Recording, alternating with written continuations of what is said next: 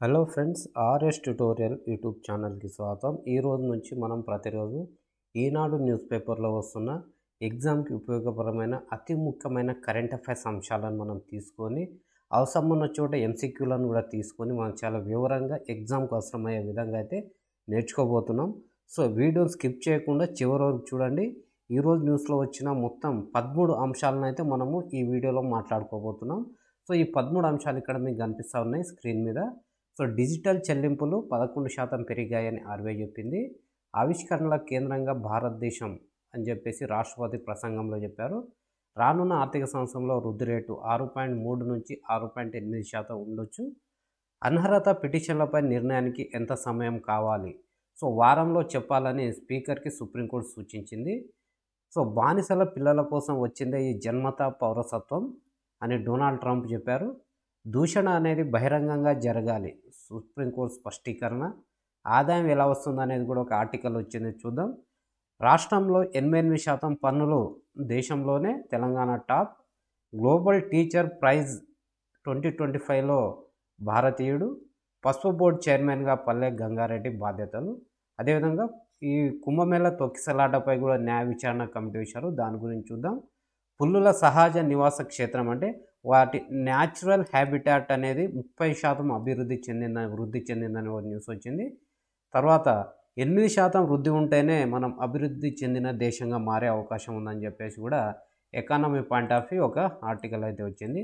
So ఇప్పుడు మనం ఈ 13 అంశాలను అయితే చాలా స్పష్టంగా చూసే ప్రయత్నం చేద్దాం. డిజిటల్ చెల్లింపులు 11.1% పెరిగాయి ఆర్బీఐ. దేశవ్యాప్తంగా డిజిటల్ చెల్లింపులు 2024 సెప్టెంబర్ ఆఖరుకు వార్షిక ప్రాతిపదికన 11.1% పెరిగినట్లు ఆర్బీఐ వెల్లడించింది. డిజిటల్ పేమెంట్స్ ఇండెక్స్ డిపిఐ దీన్ని వెల్లడించింది. సో 2024 మార్చిలో ఈ సూచి 445 పాయింట్లు ఉండగా సెప్టెంబర్కు 465 పాయింట్లకు చేరింది. దేశవ్యాప్తంగా డిజిటల్ చెల్లింపుల మౌలిక సదుపాయాలు, చెల్లింపుల పనితీరులో వృద్ధి ఆర్బీఐ డిపిఐ సూచి పెరగడానికి దోహదం చేసిందని పేర్కొంది. So digital payments index, so దాని ఆధారంగా సో చూడొచ్చు ఫ్రెండ్స్, మనకు 2019 మార్చిలో 153.3 పాయింట్స్ ఉండగా 2021లో 270. సో ఇప్పుడు 2023 సెప్టెంబర్లో 418 పాయింట్లుగా ఉంది. అది మనకు 2024 మార్చి నాటికి 463.33కి చేరడం జరిగింది. సో ఇది ఆర్బీఐ డిజిటల్ పేమెంట్ ఇండెక్స్కి సంబంధించిన న్యూస్. సో ఫ్రెండ్స్, ఇది ఎగ్జామ్లో మనకు స్టేట్మెంట్ రూపంలో కావచ్చు, ఏదైనా రూపంలో మనకు దీని గురించి ఎగ్జామ్లో అడిగే అవకాశం ఉంటుంది. నెక్స్ట్ వేరే వేరే వీడియోస్లో వీటి మీద మనం క్వశ్చన్స్ కూడా చేసుకుంటాము. సో మరొకటి, బడ్జెట్ పార్లమెంట్లో రాష్ట్రపతి ద్రౌపది ముర్ము గారు ఈ పార్లమెంట్ ఉభయ సభలను ఉద్దేశించి ప్రసంగించారు. సో ఇక్కడ ఆవిష్కరణల కేంద్రంగా భారత్, అసాధారణ విజయాలతో దేశానికి నూతన ఉత్తేజం. పార్లమెంట్ ఉభయ సభల్లో రాష్ట్రపతి ముర్ము ప్రసంగం. దేశాన్ని ప్రపంచ ఆవిష్కరణల కేంద్రంగా మార్చడమే లక్ష్యమని రాష్ట్రపతి ఉద్ఘాటించారు. దేశ ఆర్థిక వ్యవస్థను బలోపేతం చేయాలన్న దృఢ దీక్షతో ప్రభుత్వం గత ప్రభుత్వాల కన్నా 3 రెట్లు అధిక వేగంతో పనిచేస్తుందని తెలిపారు. విధానపరమైన నిర్ణయాలను సమర్థవంతంగా అమలు చేయగలుగుతుందని పేర్కొన్నారు. బడ్జెట్ సమావేశాల ప్రారంభం సందర్భంగా శుక్రవారం ఆమె పార్లమెంట్లో ఈ ఉభయ సభలను ఉద్దేశించి ప్రసంగించారు. పేదలు, మధ్యతరగతి ప్రజలు, యువత, మహిళలు, రైతుల అభ్యున్నతికి ప్రభుత్వం అత్యధిక ప్రాధాన్యత ఇస్తుంది. ప్రయాగ్రాజ్లో మహాకుంభమేళ తొక్కిసలాట మృతుల కుటుంబానికి రాష్ట్రపతి సంతాపం తెలిపారు. ఇటీవలే తుది శ్వాస విడిచిన మాజీ ప్రధాని మన్మోహన్ సింగ్కి కూడా నివాళులు అర్పించారు. అమృత కాలంలో అభివృద్ధి ప్రధానం పరుగులు తీస్తున్న దేశానికి అసాధారణ విజయాలతో తన ప్రభుత్వం నూతన ఉత్తేజాన్ని కలిగిస్తుందని, ప్రపంచంలో 3వ అతిపెద్ద ఆర్థిక వ్యవస్థగా మన భారతదేశం త్వరలో అవతరించబోతుందని రాష్ట్రపతి గారు భరోసా వ్యక్తం చేశారు. సో ఇది మన ఓవరాల్గా రాష్ట్రపతి ముర్ము గారి ప్రసంగం యొక్క సారాంశం. సో దీంట్లో ఇంకా కొన్ని ముఖ్యమైన అంశాలను కూడా ప్రస్తావించారు. పేదరికం నుంచి 25 కోట్ల మందికి విముక్తి. మూడోసారి అధికారంలో వచ్చిన ఎన్డీఏ సర్కారు గత ప్రభుత్వాల పాలనతో పోలిస్తే 3 రెట్లు వేగంతో పనిచేస్తుందని కొనియాడారు. సంక్షేమ పథకాల ద్వారా 25 కోట్ల మందిని పేదరికం నుంచి బయటికి తీసుకొచ్చామని చెప్పారు. మధ్యతరగతి ప్రజల సొంతింటి కలను సాకారం చేసేలా అదనంగా 3 కోట్ల ఇళ్ల నిర్మించనున్నట్లు కూడా వెల్లడించారు. అమృత్ భారత్, నమో భారత్ రైలు, 70 ఏళ్ళు పైబడిన వారికి ఆరోగ్య బీమా తదితరాలను కూడా ప్రసంగంలో ప్రస్తావించారు. సో ఆర్థిక పరిస్థితుల్లో పురోగతి. సో అస్థిరంగా ఉన్నా కానీ మనం పురోగతి సాధిస్తున్నామని చెప్పారు. ప్రపంచవ్యాప్తంగా అస్థిరత నెలకొన్న పరిస్థితుల్లో కూడా భారతదేశం రాజకీయ స్థిరత్వంతో ఆర్థిక సామాజిక రంగాల్లో పురోగమిస్తూ ఆదర్శంగా నిలుస్తుందని తెలిపారు. అంతరిక్ష రంగంలో ఇస్రో విజయాలను ప్రత్యేకంగా ప్రస్తావించడం జరిగింది. ప్రసంగానికి ముందు పార్లమెంట్ ప్రాంగణానికి చేరుకున్న ముర్ముకు ఉపరాష్ట్రపతి ధన్గడ్, ప్రధాని మోదీ, లోక్సభ స్పీకర్ ఓం బిర్లా స్వాగతం తెలిపారు. సో ఫ్రెండ్స్, ఇది మనకు ద్రౌపది ముర్ము మేడం గారి ఈ ఉభయ సభలను ఉద్దేశించి ప్రసంగం యొక్క సారాంశం. ఆ తర్వాత మనకు అంటే ఈ ఎకనామిక్ సర్వేను ప్రవేశపెట్టారు కాబట్టి దాని మూలంగా మనం ఈ న్యూస్ అయితే ఈ ఆర్టికల్ చూస్తున్నాము. ఆర్థిక మూలాలు పటిష్టం. రానున్న ఆర్థిక సంవత్సరంలో వృద్ధి రేటు 6.3 నుంచి 6.8%. ద్రవ్యోల్బణం అదుపులోనే ఉంటుంది. సంస్కరణలకు పెద్దపీట వేయాలి. ఏఐతో అప్రమత్తంగా ఉండాలి. సో ఆర్టిఫిషియల్ ఇంటెలిజెన్స్ని ఎక్కడ వాడాలి, ఎంత వాడాలో అంతే వాడాలి, కాబట్టి అప్రమత్తంగా ఉండాలని బడ్జెట్కి ముందు కీలక అంశాలను ప్రస్తావించిన కేంద్ర ఆర్థిక సర్వే. సో ఫ్రెండ్స్, మన ఈ కేంద్ర ఆర్థిక సర్వేకి సంబంధించి ప్రత్యేకంగా ఒక 2-3 వీడియోలు అయితే కవర్ చేస్తున్నాం. సో దీని మీద ఎలాంటి క్వశ్చన్స్ రావచ్చని బేస్ చేసుకొని మనము ఒక ఎంసీక్యూ వీడియోస్ని కూడా తీసుకురాబోతున్నాం. సో భారత ఆర్థిక వ్యవస్థ మూలాలు బలంగా ఉన్నాయని కేంద్ర ఆర్థిక సర్వే ఉద్ఘాటించింది. అన్ని రంగాల్లో దేశం పురోగతి సాధిస్తుందని, అదే సమయంలో సుస్థిరాభివృద్ధిని కొనసాగించేందుకు నిర్మాణాత్మక సంస్కరణలు తేవాల్సిన ఆవశ్యకతను ఈ మనకు సర్వే నొక్కి చెప్పింది. రానున్న ఆర్థిక సంవత్సరంలో దేశ ఆర్థిక వృద్ధి రేటు 6.3 నుంచి 6.8 మధ్య ఉంటుందని చెప్పిన సర్వే ద్రవ్యోల్బణం కూడా అదుపులో ఉంటుందని తెలిపింది.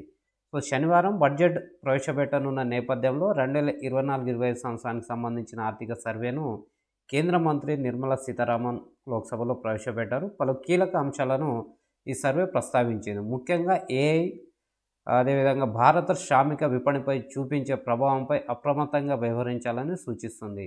ఏ దుర్వినియోగం కాకుండా సరైన విధానాలను రూపొందించాలని పేర్కొన్నారు. సేవల రంగమే భారత ఆర్థిక శక్తికి చోదక శక్తిగా పనిచేస్తుందని, ముఖ్యంగా సమాచార సాంకేతిక అంటే ఐటీ వ్యాపార సేవల రంగానికి దేశ ఎగుమతుల్లో కీలక పాత్ర పోషిస్తుందని తెలిపారు. మున్ముందు కూడా సేవల రంగం దూసుకుపోతుందన్న ఆశాభావాన్ని ఈ సర్వే వ్యక్తం చేసింది. భారీ విదేశీ మారక ద్రవ్య నిల్వలతో పాటుగా మెరుగ్గా ఉన్న ద్రవ్య స్థిరీకరణతో దేశీయ ఆర్థిక వ్యవస్థ ప్రాథమిక అంశాలను పటిష్టంగా ఉన్నాయి. ప్రైవేట్ వ్యయం నిలకడంగా ఉంది. ఈ నేపథ్యంలో 2025-26 ఆర్థిక సంవత్సరంలో వృద్ధి రేటు 6.3 నుంచి 6.8 ఉండొచ్చని అంచనా వేశారు. సో 2020-21 తర్వాత ఇన్నేళ్లలో ఇదే తక్కువ వృద్ధి రేటు అని చెప్పొచ్చు. గత ఏడాది -5.8 వృద్ధి రేటు నమోదైంది. నిరుద్యోగ రేట్ అనేది 3.2%కి తగ్గిందని ఈ సర్వే వెల్లడించింది. సో ఫ్రెండ్స్, ఈ సర్వేకి సంబంధించిన అంశాలను మనము ప్రత్యేకంగా కవర్ చేస్తున్నాం కాబట్టి ఇక్కడ ఎక్కువసేపు డిస్కషన్ చేయకుండా మనం నెక్స్ట్ టాపిక్లోకి వెళ్దాం. సో వీటి మీద క్వశ్చన్స్ ఈ విధంగా వచ్చే అవకాశం ఉంది. ఒక మోడల్ క్వశ్చన్ తీసుకున్నాం ఇక్కడ. 2024-25 ఆర్థిక సర్వే ప్రకారం భారతదేశ సేవా రంగానికి సంబంధించిన కింది వాటిలో ఏది నిజం? సో మనకి ఇక్కడ డాటా అడగట్లేదు, మన డిస్క్రిప్టివ్ అంటే ఆ డాక్యుమెంట్ని వాటిని అన్నింటిని మనం అర్థం చేసుకుంటేనే దీన్ని ఆన్సర్ చేయగలుగుతాం. సో ఈ విధమైన క్వశ్చన్స్ తోటి అయితే మనం ఒక ప్రత్యేకంగా ఒక వీడియో లెక్చర్ సిరీస్ని అయితే తీసుకొద్దాము.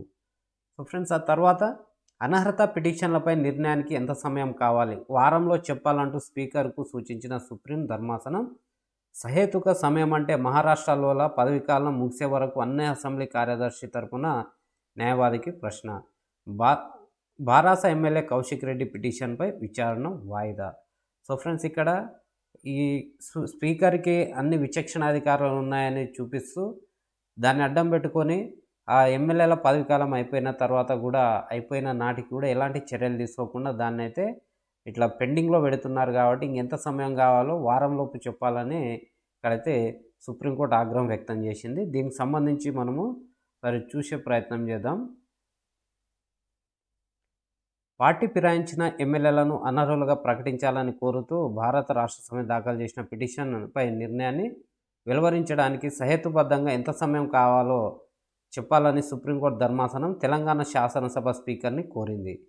వారం రోజుల్లోపు స్పీకర్ నిర్ణయానికి తమకు తెలపాలని అసెంబ్లీ కార్యదర్శి తరపున హాజరైన సీనియర్ న్యాయవాది ముకుల్ రోహత్గికి సూచించింది. తమ పార్టీ తరపున గెలిచి కాంగ్రెస్లోకి వెళ్లిన ఎమ్మెల్యేలు దానం నాగేందర్, తెల్లం వెంకట్రావు, కడియం శ్రీహరిలపై ఫిరాయింపుల నిరోధక చట్టం కింద చర్యలు తీసుకోవాలని ఈ భారత రాష్ట్ర సమితి కోరింది. అయితే ఈ భారత దాఖలు చేసిన పిటిషన్లపై తెలంగాణ అసెంబ్లీ స్పీకర్ తగిన సమయంలో నిర్ణయం తీసుకోవాలని నిర్దేశిస్తూ గతేడాది నవంబర్ 22న హైకోర్టు డివిజన్ బెంచ్ తీర్పు ఇచ్చిన సంగతి మనకు తెలిసిందే. ఈ నేపథ్యంలో దీన్ని సవాల్ చేస్తూ పాడి కౌశిక్ రెడ్డి దాఖలు చేసిన ఎస్ఎల్ఏపీపై శుక్రవారం జస్టిస్ బిఆర్ గవాయ్, అగస్టిస్ మహీస్లతో కూడిన ధర్మాసనం వివరణ చేపట్టింది విచారణ. తన తరపున న్యాయవాది దామ శేషాద్రి నాయుడు వాదనలు వినిపిస్తూ ముగ్గురు ఎమ్మెల్యేలు ఎన్నికలు జరిగిన 3 నెలల్లోపే పార్టీ ఫిరాయించారని, ఈ విషయంపై తాము స్పీకర్కు ఫిర్యాదు చేసిన 10 నెలలైనా ఇంతవరకు కనీసం నోటీసులు కూడా జారీ చేయలేదని తెలిపారు. ఈ నేపథ్యంలో తాము హైకోర్టును ఆశ్రయిస్తే 3 నెలల్లో నిర్ణయం తీసుకోవాలని ఏకసభ్య ధర్మాసనం చెప్పినట్లుగా వెల్లడించారు. అయితే సుప్రీంకోర్టు రాజ్యాంగ ధర్మాసనం ముందున్న రెఫరెన్స్ని దృష్టిలో ఉంచుకొని ఏకసభ్య ధర్మాసనం తీర్పును హైకోర్టు డివిజన్ అండ్ బెంచ్ కొట్టివేసిందని గుర్తు చేశారు. అప్పుడు అసెంబ్లీ కార్యదర్శి తరపున హాజరైన సీనియర్ న్యాయవాది జోక్యం చేసుకొని ఈ నెల 15న స్పీకర్ ప్రతివాదులకు నోటీసులు జారీ చేసి వారం రోజుల్లోపు సమాధానం చెప్పాలని ఆదేశించినట్లు దృష్టికి తీసుకొచ్చారు. జస్టిస్ బిఆర్ గవాయ్ స్పందిస్తూ వాళ్ళు ఎప్పుడు అనర్హత పిటిషన్ దాఖలు చేశారు అని రోహిత్కి ప్రశ్నించగా గతేడాది మార్చి 18న అని బదిలించారు. ఆ తర్వాత మార్చి 30న అదనపు అఫిడవిట్ దాఖలు చేసినట్లు తెలిపారు. గవాయ్ స్పందిస్తూ నోటీసులు జారీ చేయడానికి 10 నెలలు పట్టిందని ప్రశ్నించగా అందుకు రోహిత్కి బదిలిస్తూ వాళ్ళు ఏప్రిల్లో హైకోర్టులో రిట్ దాఖలు చేశారని, దాంతో తమ కార్యాలయం వాటిపై దృష్టి పెట్టాల్సి వచ్చిందన్నారు. అందుకే నోటీసులు జారీ చేయడానికి సమయం పట్టిందని తెలిపారు. సింగిల్ జడ్జి నిర్దేశక గడువులోగా తేల్చాలని చెప్పారని పేర్కొంది. కానీ సుభాష్ దేశాయ్ కేసులో సుప్రీంకోర్టు సహేతుక సమయంలో నిర్ణయం తీసుకోవాలని చెప్పిందని, అందువల్ల షెడ్యూల్ను నిర్దేశించడానికి వీలు కాలేదని జస్టిస్ గవాయ్ చెప్పగా జస్టిస్ గవాయ్ స్పందిస్తూ మీ దృష్టిలో సహేతుక సమయం అంటే ఎంతో చెప్పండి అని అడగగా దానికి బదులిస్తూ సుప్రీంకోర్టు ఇందుకు ఖచ్చితమైన సమయం అంటే ఏది చెప్పలేదని, సహేతుక సమయంలో నిర్ణయం తీసుకోవాలని చెబుతూ నిర్ణయం స్పీకర్కే వదిలిపెట్టిందని పేర్కొన్నారు. ఫ్రెండ్స్, ఇక్కడ సహేతుక నిర్ణయం అనే పేరుతోటి దాన్ని నెలలు సంవత్సరాలుగా దాన్ని అయితే డ్రాగ్ చేస్తూ ఉన్నారు. ఏదేమైనా కానీ ఈ కేసులో అయినా ఒక మంచి ఒక టైం బౌండ్ ఫిరాయించిన తర్వాత ఇన్ని రోజుల్లోపు చర్యలు తీసుకోవాలని ఒకటి వస్తే బాగుంటుందని కోరుకుంటున్నా. ఇది మనకు డొనాల్డ్ ట్రంప్ గారికి సంబంధించిన అంశం. బానిసల పిల్లల కోసం వచ్చిందే జన్మత పౌరసత్వం. ఆ పేరుతో అమెరికాను ఆక్రమించుకునేందుకు కాదు, ఫెడరల్ కోర్టు తీర్పుపై సుప్రీంకోర్టుకు వెళ్తాం అని ట్రంప్ సూచన. ఇక్కడ ఈ జన్మత పౌరసత్వం అంటే అమెరికాకి బయట వ్యక్తులు లీగల్గా కావచ్చు, ఇల్లీగల్గా కావచ్చు వెళ్ళినప్పటికీ అక్కడ వీరికి పుట్టిన పిల్లలు ఉంటారు కదా, ఈ పిల్లలు పుడితే చాలు ఈ పిల్లలకు జన్మత పౌరసత్వం అనేది వస్తుంది. వాళ్ళ తల్లిదండ్రులు లీగల్గా వచ్చిన లీగల్ మైగ్రెంట్ కావచ్చు, ఇల్లీగల్ మైగ్రెంట్ కావచ్చు, దాంతో సంబంధం లేకుండా పిల్లలు అక్కడే పుట్టారు ఆ భూమి మీద కాబట్టి ఆ ప్రాంతంలో వారికైతే ఆ అమెరికా పౌరసత్వం 100% వర్తిస్తుంది. అయితే దీనికి సంబంధించి ట్రంప్ గారు కొన్ని వ్యాఖ్యలు చేశారు. జన్మత పౌరసత్వం ఇచ్చే నిబంధన ప్రాథమికంగా బానిసల పిల్లల కోసమే తప్ప యావత్ ప్రపంచం ఇక్కడికి వచ్చి పోగపడడానికి ఉద్దేశించింది కాదని అమెరికా అధ్యక్షుడు డొనాల్డ్ ట్రంప్ అన్నారు. అమెరికా అధ్యక్షునిగా పదవి బాధ్యతలు స్వీకరించిన తొలినాడే ట్రంప్ జన్మత పౌరసత్వాన్ని రద్దు చేస్తూ కార్యనిర్వాహక ఆదేశాలు జారీ చేశారు. అయితే మరునాడే ఆదేశాలను సియాటెల్లోని ఒక ఫెడరల్ కోర్టు కొట్టివేసింది. అయితే దీనిపై అప్పీల్కి వెళ్తామని కూడా ట్రంప్ ప్రకటించారు. సుప్రీంకోర్టు తనకు అనుకూలంగా తీర్పు వెలువరిస్తుందని ఆయన ఆశాభావం వ్యక్తం చేశారు. ప్రతి ఒక్కరు ఇక్కడికి వస్తున్నారు, ఏమాత్రం అర్హత లేనివారు, యోగ్యత లేనివారు తమ పిల్లలతో కలిసి వస్తున్నారు. జన్మత పౌరసత్వం ఉద్దేశము అది కాదు అని ఓవల్ ఆఫీస్లో ఆయన విలేకరులతో మాట్లాడుతూ చెప్పారు. జన్మత పౌరసత్వం అనేది అమెరికాకు బానిసలుగా వచ్చిన వారి కోసం ఏర్పాటు చేసిన ఒక ఉదాత్తమైన సౌకర్యం. నాకు అది 100% సమ్మతమే. అయితే అది యావత్ ప్రపంచం వచ్చి అమెరికాను ఆక్రమించుకోవడానికి ఉద్దేశించింది కాదని ఆయన స్పష్టం చేశారు. అయితే ఫ్రెండ్స్, ఇక్కడ అమెరికాలో బానిసలుగా వచ్చిన వారి కోసం ఉద్దేశించింది మాత్రమే అది, కానీ దాన్ని ఆ రూల్స్ని ఉపయోగించుకొని ఇల్లీగల్గా లీగల్గా వచ్చిన ప్రతి ఒక్కరిని, బయట నుంచి వచ్చిన ప్రతి ఒక్కరి పిల్లలకు అక్కడ పౌరసత్వం ఇవ్వడంతో అమెరికాలో బయటి వాళ్ళ ప్రాబల్యం పెరిగిపోయింది, డామినెన్స్ పెరిగిపోయింది కాబట్టి అమెరికా ఫస్ట్ అనే నినాదంతో రెండుసార్లు ట్రంప్ గారు ఎలక్షన్లో గెలుపొందారు. మరోవైపు బ్రిక్స్ దేశాలు అంతర్జాతీయ వాణిజ్యంలో డాలర్ వాడకాన్ని బదులుగా ప్రత్యామ్నాయం చూసుకుంటే అమెరికాకు ఎగుమతి చేసే ఆయా దేశాల ఉత్పత్తులపై 100% సుంకం విధిస్తామని ట్రంప్ మళ్ళీ పేర్కొన్నారు. రష్యా, భారత్, చైనా, దక్షిణాఫ్రికా, Egypt, Ethiopia, Indonesia, Iran, UAE దేశాలు బ్రిక్స్లో భాగస్వాములుగా ఉన్న విషయం తెలిసిందే. బ్రిక్స్ దేశాలు డాలర్ను త్యజిస్తే చూసి ఊరుకొని రోజులు పోయాయని చెప్పేసి ట్రంప్ ఘాటు వ్యాఖ్యలు చేయడం జరిగింది. సో ఫ్రెండ్స్, ఇది మనకు అమెరికాలో పౌరసత్వం రద్దు వాటికి సంబంధించిన ఆర్టికల్. సో అదేవిధంగా పాలిటిక్స్ సంబంధించిన మరొక అంశము, దూషణ బహిరంగంగా జరగాలి, అలా జరిగినట్టు నిరూపించగలిగితేనే ఎస్సీ ఎస్టీ కేసు చెల్లుబాటు అవుతుంది. సుప్రీంకోర్టు స్పష్టీకరణ. షెడ్యూల్ కులాలు తెగల అత్యాచార నిరోధక చట్టం 1989లోని సెక్షన్ 3(1)(r) కింద నేర నిరూపణ జరగాలంటే నిందితుడు ఎస్సీ లేదా ఎస్టీ వర్గానికి చెందిన వ్యక్తిని ఉద్దేశపూర్వకంగా ప్రజా సమక్షంలో బహిరంగంగా అవమానించినట్టు, బెదిరించినట్లుగా నిరూపించాల్సి ఉంటుందని సుప్రీంకోర్టు శుక్రవారం స్పష్టం చేసింది. ఒక కేసుకు సంబంధించిన 4 గోడల మధ్యన జరిగిందని ఘటన.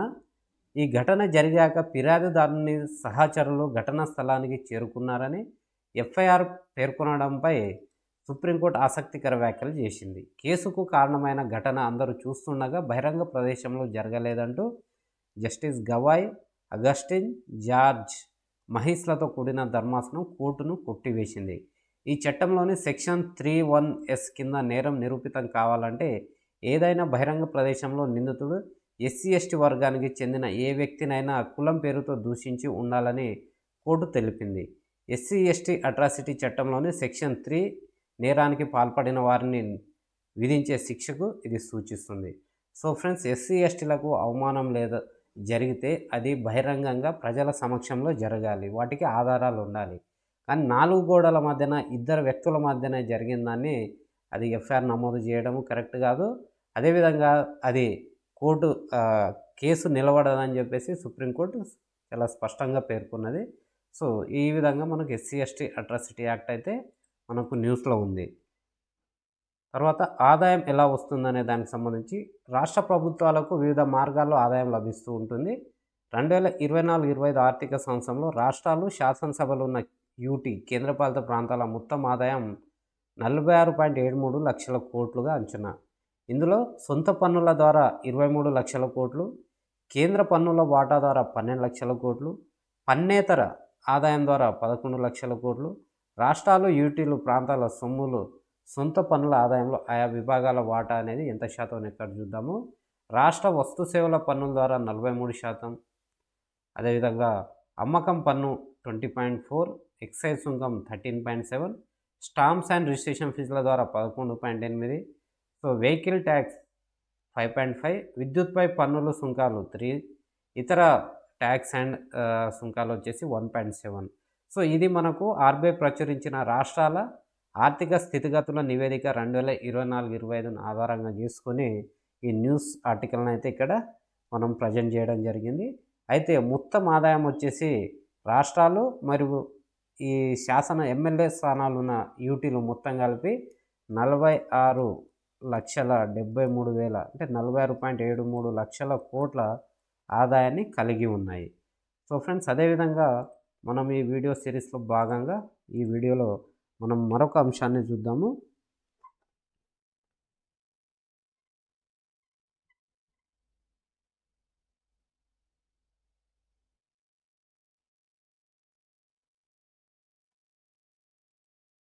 రాష్ట్రంలో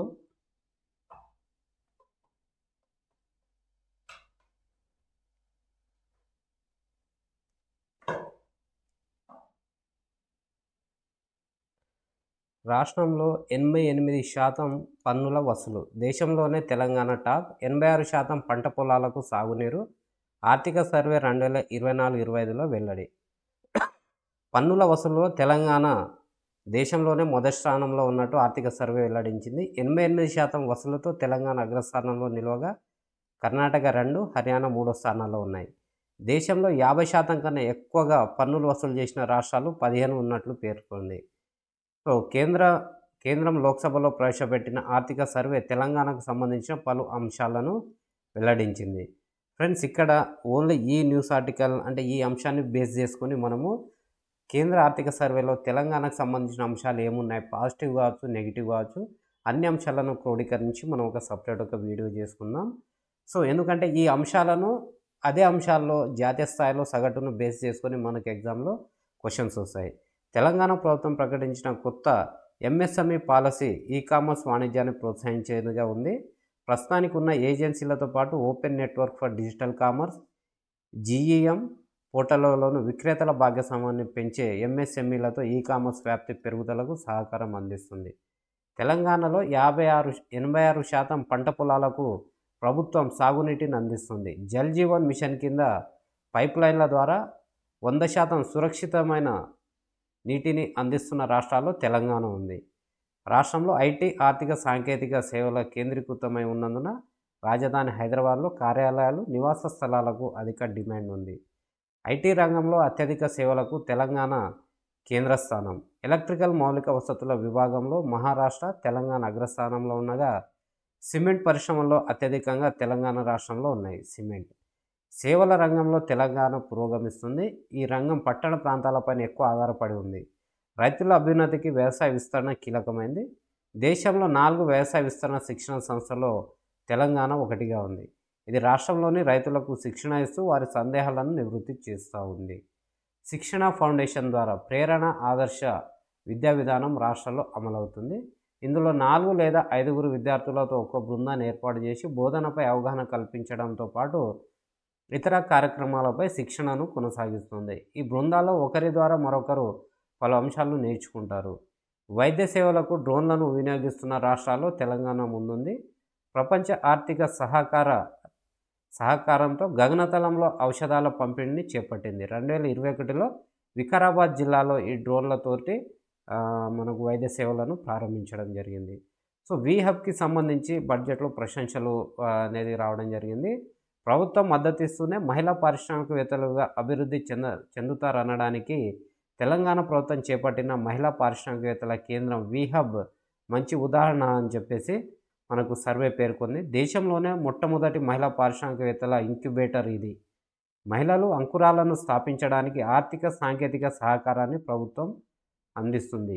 ఈ వీహబ్ 177 కోట్లను సమీకరించింది. 6376 స్టార్టప్లు, చిన్న సూక్ష్మ పరిశ్రమల స్థాపనకు 3828 మంది పారిశ్రామికవేత్తలకు సహకారం అయితే ఈ వీహబ్ అందించింది. పారిశ్రామికవేత్తల కోసం 87 కార్యక్రమాలను నిర్వహించినట్లుగా మనకు కేంద్ర ఆర్థిక సర్వే చాలా స్పష్టంగా వెల్లడించింది. సో ఫ్రెండ్స్, అదేవిధంగా మనం only exam point of view అంశాలనే చూస్తున్నాం కాబట్టి దీన్ని గమనించగలరు. గ్లోబల్ టీచర్ ప్రైజ్ 2025 రేస్లో భారతీయుడు, తుది 10 మందిలో చోటు దక్కించుకున్న మొహమ్మద్ ఇమ్రాన్ ఖాన్. సాంకేతికతను వినూత్నంగా వినియోగించిన గ్రామీణ విద్యాగతిని మార్చిన రాజస్థాన్కు చెందిన మార్గదర్శక విద్యావేత్త Mohammed Imran Khan Mewati James educational global teacher 2025 రేసులో నిలిచారు. ఈ మేరకు 10 మంది జాబితాలో ఆయనకు చోటు దక్కింది. ఈ బహుమతికి ఎంపికైన వ్యక్తికి సుమారు 8.65 కోట్ల లభించనున్నాయి. అంటే 10 లక్షల అమెరికన్ డాలర్లు అనగా 8.65 కోట్ల మనకు ప్రైజ్ మనీగా ఇస్తారు.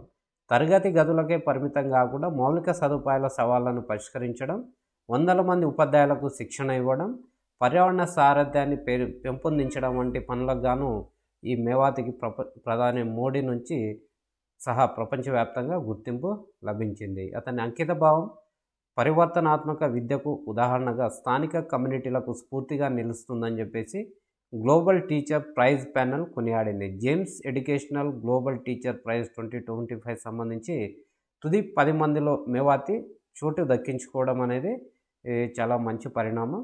సో ఫర్దర్ దీనికి సంబంధించిన ఇన్ఫర్మేషన్ వచ్చినప్పుడు మరొకసారి దీన్ని అయితే మనం కవర్ చేద్దాం. పసుపు బోర్డు చైర్మన్గా పల్లె రంగారెడ్డి ఢిల్లీలో బాధ్యతలు స్వీకరించారు. కేంద్ర వాణిజ్య శాఖ కార్యాలయంలో ఈ బోర్డుకు కొత్తగా కేటాయించిన కార్యాలయంలో నిజామాబాద్ ఎంపీ సమక్షంలో బాధ్యతలను చేపట్టారు. కేంద్ర వాణిజ్య శాఖ పరిధిలో వచ్చే వివిధ బోర్డులకు ఇక్కడ ఉద్యోగ భవన్లో కార్యాలయాలు ఉన్నాయని, అందుకే తాను ఇక్కడ బాధ్యతలు స్వీకరించినట్లుగా పేర్కొన్నారు. సో ఫ్రెండ్స్ ఇది మనకు పసుపు బోర్డు సంబంధించి పల్లె రఘునాథ్ రెడ్డి బాధ్యతలు స్వీకరించారు. తర్వాత మనకు మరొక 3 అంశాలు ఉన్నాయి ఫ్రెండ్స్. వీటికి సంబంధించి చాలా వేగంగా చూసే ప్రయత్నం చేద్దాం. కుంభమేళ తొక్కిసలాటపై న్యాయ విచారణ కమిటీ ఆరా. మౌని అమావాస్య సందర్భంగా త్రివేణి సంగమంలో జరిగిన తొక్కిసలాట ఘటనపై యూపీ సర్కారు నియమించిన త్రిసభ్య న్యాయ విచారణ సంఘం ప్రమాద స్థలాన్ని పరిశీలించింది. సంబంధిత అధికారులతో చర్చలు జరిపింది. అలహాబాద్ హైకోర్టు రిటైర్డ్ న్యాయమూర్తి జస్టిస్ హర్షకుమార్ సారథ్యంలో ఈ కమిటీలో మాజీ DGP VK Gupta, retired IAS అధికారి డీకే సింగ్ సభ్యులుగా ఉన్నారు. వీరంతా క్షతగాత్రులు చికిత్స పొందుతున్న స్వరూప్ రాణి నెహ్రూ ఆసుపత్రిని సందర్శించి వారితో మాట్లాడారు.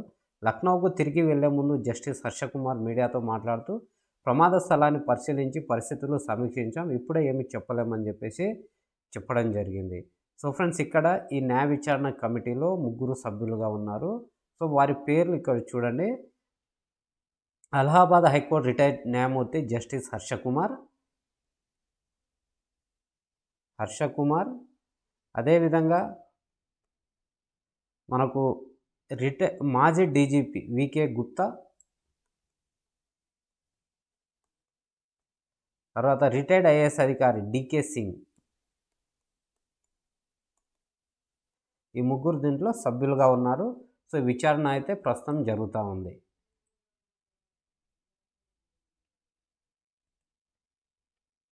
పులుల నివాస క్షేత్రం సంబంధించి అంటే టైగర్స్ హ్యాబిటాట్కి సంబంధించి పులుల న్యాచురల్ హ్యాబిటాట్ క్షేత్రంలో 30% వృద్ధి. గత 2 దశాబ్దాల కాలంలో పులుల సహజ నివాస క్షేత్రంలో 30% వృద్ధి చెందిందని ఒక అధ్యయనం తెలిపింది. ఏడాదికి 2923 చదరపు కిలోమీటర్ల మేరకు ఈ వృద్ధి నమోదైంది. మానవ రహితమై తనకు ఆహారమయ్యే వన్యప్రాణులను పుష్కలంగా లభించే ప్రదేశాల్లో సాధారణంగా పులులు వృద్ధి చెందుతాయి. యుద్ధం, దారిద్ర్యం, భూ వినియోగం వంటి ప్రతికూల పరిస్థితులు తక్కువగా ఉన్న ప్రదేశాల్లోనూ పులులు పరడవిల్లుతాయి. భారత్లో 1,38,200 చదరపు కిలోమీటర్ల మేర పులుల పరివ్యాప్తమై ఉన్నాయి. ఇంత విస్తారమైన వన్యజాతి నివాసం ప్రపంచంలో మరెక్కడా లేదని Dehradun wild life institute of India, ఢిల్లీలోని ఎన్టీసీఏ అథారిటీలకు చెందిన పరిశోధకులు తమ అధ్యయనం నివేదికలో పేర్కొన్నారు. సో ఈ అధ్యయనం సారాంశం ప్రసిద్ధ జర్నల్ సైన్స్లో ప్రచురితమైంది. ప్యాంథెరా టైగ్రిస్ అన్న శాస్త్రనామం కలిగిన పులి జాతి జనాభా భారతదేశంలో పుంజుకోవడం ఒక మంచి పరిణామం అని చెప్పవచ్చు. సో ఫ్రెండ్స్ మొత్తానికైతే టైగర్ సంబంధించిన న్యాచురల్ హ్యాబిటాట్ అవి నివాసం ఉండే ప్రాంతాల్లో వృద్ధి అనేది 30% అని ఇక్కడ పేర్కొన్నారు.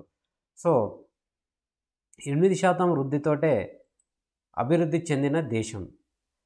మన దేశం 2024 నాటికి అభివృద్ధి చెందిన దేశంగా మారాలంటే 2 దశాబ్దాల పాటు 8% వృద్ధి సాధించాలని ఆర్థిక సర్వే అభిప్రాయపడింది. 2 దశాబ్దాలంటే 20 సంవత్సరాల పాటు మనం 8% పైగా వృద్ధి రేటును సాధిస్తూ పోవాలి. పెట్టుబడులు కూడా జీడిపిలో 30% ఉండాలి. సో 30% పెట్టుబడులు ఉండాలి జీడిపిలో. ఉత్పత్తి రంగాన్ని బహుముఖంగా విస్తరించాలని ఏఐ, రోబోటిక్స్, బయోటెక్నాలజీ రంగాల్లో నూతన సాంకేతిక పరిజ్ఞానాన్ని అందిపుచ్చుకోవాలని వెల్లడించింది. సో ఏటా 78.5 లక్షల కొత్త ఉద్యోగాలు. వ్యవసాయేతర రంగాల్లో 2030-32 వరకు ప్రతి సంవత్సరం 78.5 లక్షల కొత్త ఉద్యోగాలు సృష్టించాలి. విద్యా సంస్థలను బలోపేతం చేయడం ద్వారా నాణ్యమైన విద్య లభించే ఏర్పాట్లు చేయాలి.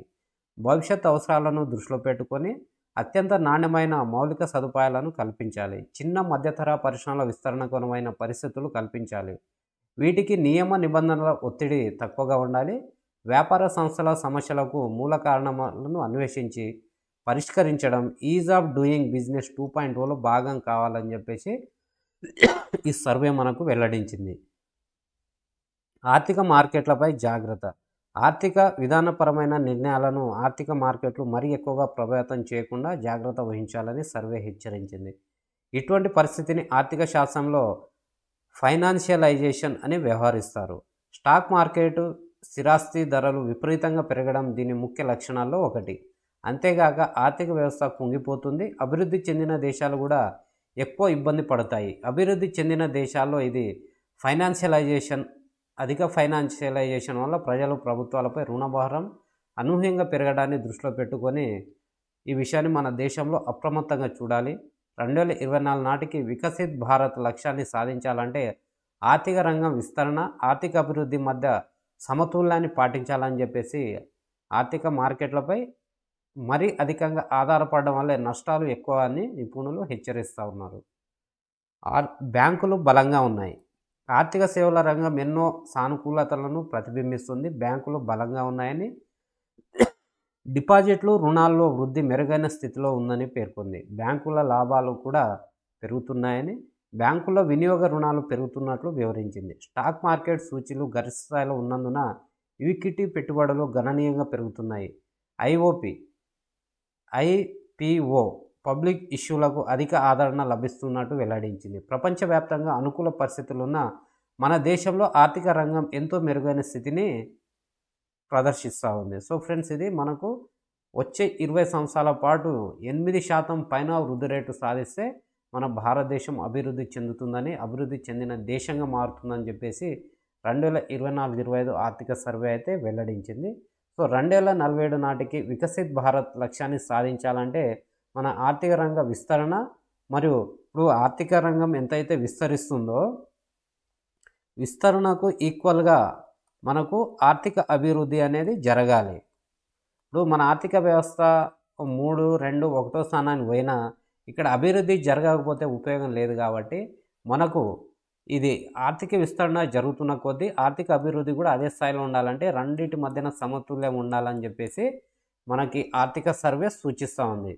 సో ఫ్రెండ్స్, ఇవి మనకు ఈ రోజులో ఈనాడు న్యూస్ పేపర్లో ఉన్న అతి ముఖ్యమైన కరెంట్ అఫైర్స్ అంశాలను అయితే మీ ముందుకు తీసుకొచ్చాను. ఇదే విధంగా ఆల్మోస్ట్ ప్రతిరోజు మనకు ఈనాడుకు సంబంధించిన కరెంట్ అఫైర్ అంశాలను మీ ముందుకు తీసుకొస్తాను. సో వీడియో గిన నచ్చినట్లయితే లైక్ చేయండి. అదేవిధంగా మన ఛానల్ని సబ్స్క్రైబ్ చేయడం మాత్రం మర్చిపోవద్దు. So thank you very much. దీని మీద మీ అభిప్రాయాన్ని కూడా కింద కామెంట్ సెక్షన్లో తెలపండి. దీంట్లో ఏమైనా మార్పులు చేయాలా ఏంటి అనే అంశాన్ని. So thank you very much. జై హింద్.